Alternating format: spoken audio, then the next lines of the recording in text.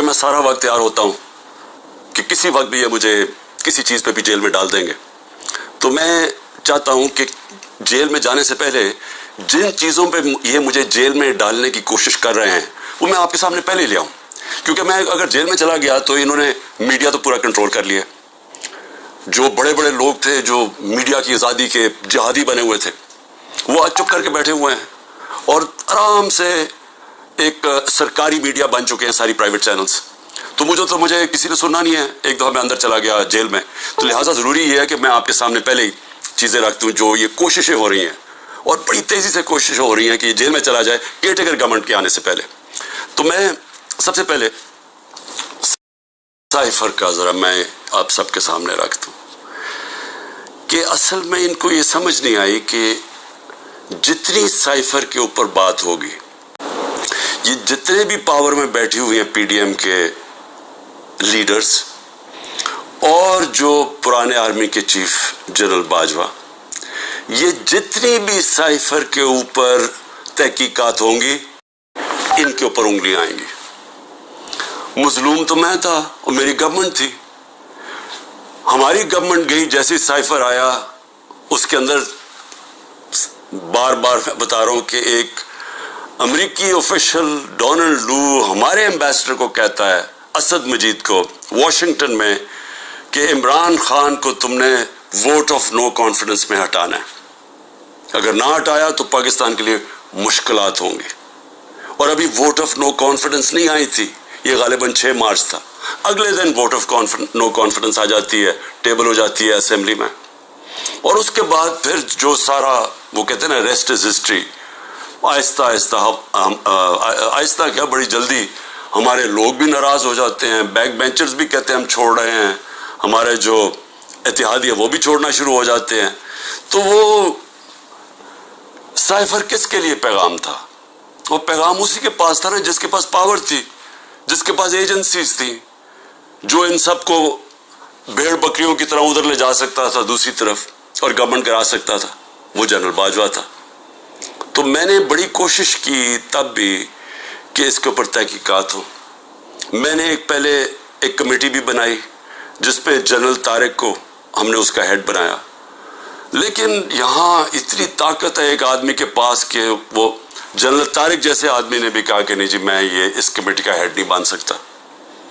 पूरी कोशिश की गई सुपर किंग ने कि किसी ना किसी तरह दब जाए बस साइफर की, इसके ऊपर बात ही ना हो।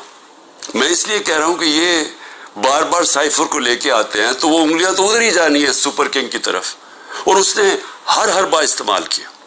हमारा जब सुप्रीम कोर्ट में केस चला हुआ था, जब कासिम सूरी ने अडजर्न की असेंबली और ये कहा कि साइफर में वाज़ेह है कि मुदाखलत हुई है पाकिस्तान के अंदर, और मैं इसलिए अडजर्न कर रहा हूं कि पहले इसके ऊपर तहकीकात हो, इंक्वायरी हो कि क्या ये साइफर इसके पीछे क्या था। इंक्वायरी में तो पता चलना था कि साजिश हुई है या नहीं हुई। तो उसने जब वो लहराया और उसने अडजर्न की तो उसके बाद सुप्रीम कोर्ट में चला गया केस। तो सुप्रीम कोर्ट में जो हमारा वकील था अटॉर्नी जनरल, हम हैरान हो गए, उन्होंने साइफर पे बात ही नहीं की। असल इशू तो साइफर था, बाकी सारी बातें कर दी, साइफर पे बात नहीं हुई। अब समझ जाएं कि प्रेशर किधर से था। प्रेशर तो सुपर किंग के पास इतने ज्यादा हथियार है प्रेशर्स डालने के लिए। तो वो जो केस हमारा था वो केस ही नहीं लड़ा गया। नईम बुखारी जो असद कैसर के वकील थे, उन्होंने कहा कि अटॉर्नी जनरल ने तो मेरा केस ही खत्म कर दिया, क्योंकि उन्होंने साइफर के ऊपर बात की। तो ये जो इसको खुफिया रखने की कोशिश की गई, वो कोशिश कर रहे थे जिनको पता था कि तहकीकात से इनके ऊपर उंगलियां आनी है। मैं कोशिश करता रहा कि इसके ऊपर इंक्वायरी हो। जिस तरह मैंने कहा पार्लियामेंट ने कमेटी बनाई, उसको उन्होंने जनरल तारिक को भी भगा दिया। फिर चीफ जस्टिस साहब को मैंने लेटर लिखा, साइफर भेजा कि इसके ऊपर इंक्वायरी होनी चाहिए, नहीं हुई। तो अब ये जो इंक्वायरी करना चाहते हैं FIA, मैं सिर्फ सवाल ये पूछता हूं कि पहले तो मुझे ये बताएं, मुझे बुला तो लिया आपने इंक्वायरी के लिए, लेकिन मुझे ये नहीं पता कि मेरे से किस चीज़ की इंक्वायरी करनी चाहते हैं आप। تاکہ میں تیاری کر کے آؤں. لیکن میں FIA کو بھی یہ کہنا چاہتا ہوں کہ یہ آپ کے پے گریڈ سے زیادہ اوپر بات ہے. آپ کے رانا ثناء اللہ جو انٹیریئر منسٹر ہے، جو آپ کے اوپر ہے، وہ تو کہہ بیٹھا کہ عمران خان کو جیل میں ڈالنا ہے. وہ ابھی کوئی انکوائری کا مجھے بھی نہیں پتا. ابھی تو ہمیں 164 کا بیان بھی ہمارے سامنے نہیں آیا. ابھی تو نیوز آئٹمز آ رہی ہیں نا کہ جی اعظم خان نے یہ کہہ دیا. ہمارے سامنے تو ابھی کچھ نہیں آیا، کیونکہ میں نے اپنے وکیلوں سے پوچھا تو کسی کے وکیل کو بھی پتا نہیں کہ وہ کون سا بیان ہے اعظم خان کا جو 164 پہ آتا ہے. یہ تو نیوز آئٹمز آ رہی ہیں. تو ابھی سے ہی وہ کہنا شروع ہو گیا ہے کہ جی اس نے جیل میں جانا ہے جو FIA کا ہیڈ ہے. تو FIA کی کیا حیثیت رہ گئی؟ تو ہمیں تو پتا انہوں نے کیا کرنا ہے، لیکن قوم کو پتا ہونا چاہیے کہ یہ اتنا بڑا ظلم ہوا اس ملک کے ساتھ، جو انہوں نے جو گورنمنٹ گرائی ہماری، جو میں نے آپ کو بتایا بھی کہ IMF کی صرف آپ رپورٹ پڑھ لیں کہ انہوں نے بتایا کہ انہوں نے یہ جو منی لانڈررز تھے اور NRO والے یہ جو لیڈرز تھے، انہوں نے آ کے پاکستان سے 14 مہینے میں کیا اور عوام کو کتنی تکلیف ہوئی، کتنی تکلیف سے عوام گزر رہی ہے، اور مزید اور آگے تکلیف آنے والی ہے. ایک وہ گورنمنٹ جس کی بہترین پرفارمنس تھی، اور وہ صرف اور صرف، اب ضرورت نہیں ہے، آپ IMF کا ہی پڑھ لینا.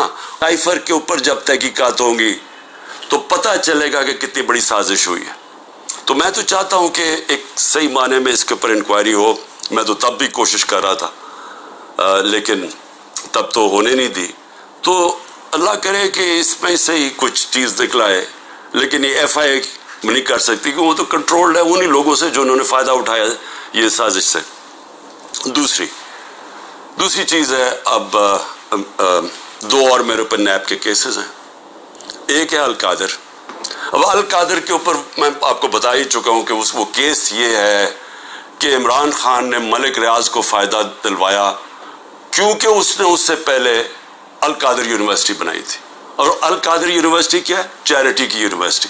چیریٹی کا مطلب یہ کہ سیرت نبی کے اوپر جو ہمارا جو آئیڈیا ہے کہ لوگ لیڈرز نکلے نبی صلی اللہ علیہ وسلم کی سیرت کے اوپر چل کے، جو دنیا کے سب سے بڑے لیڈر تھے، اس کے اوپر ایک بیس کیا کہ کوشش کی کہ اس ملک کے اندر سمجھ تو آئے. اور پھر صوفیزم، اتنے زیادہ لوگ بڑے بڑے ہمارے صوفی جو لیڈرز تھے، لیڈرز میں کہوں گا، ان کے بہت بڑے لوگ آج بھی عرس پہ لاکھوں لوگ آتے ہیں. ان کے کلام کا پتہ تو چلے، لوگ آ کے چلے جاتے ہیں، یہ تو پتہ چلے کہ وہ پیغام کیا دینے آئے تھے. تو ایک تو یہ، اور پھر دوسری ٹیکنالوجی.